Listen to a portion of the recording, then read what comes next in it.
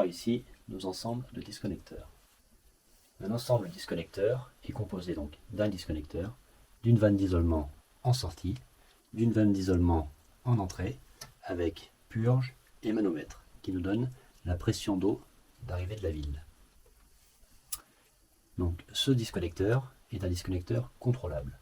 La législation nous impose de placer des disconnecteurs contrôlables. Contrôlables pourquoi? Parce qu'ils ont 3 vannes sur le dessus pour venir faire des prélèvements, pour prélever dans chaque chambre située à l'intérieur du disconnecteur. Donc le principe de disconnecteur est de créer une disconnexion entre votre eau de captage et votre eau de ville, afin que votre eau de captage qui est censée être polluée ne puisse pas venir polluer l'eau de la ville. Ceci grâce à ces 3 chambres.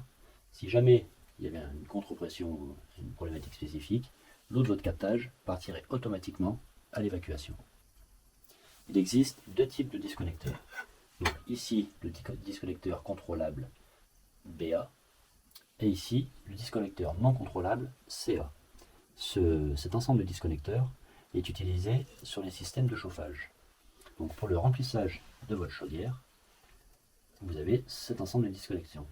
Et pour éviter que l'eau très polluée de votre réseau de chauffage puisse aller polluer l'eau de la ville, vous devez placer ce disconnecteur non contrôlable. Ce disconnecteur a la même fonction entre le non contrôlable et le contrôlable. Mais celui-ci n'est pas homologué. La différence est surtout au niveau du coût entre les deux, et la législation dit qu'il faudrait faire contrôler celui-ci tous les ans par un organisme agréé.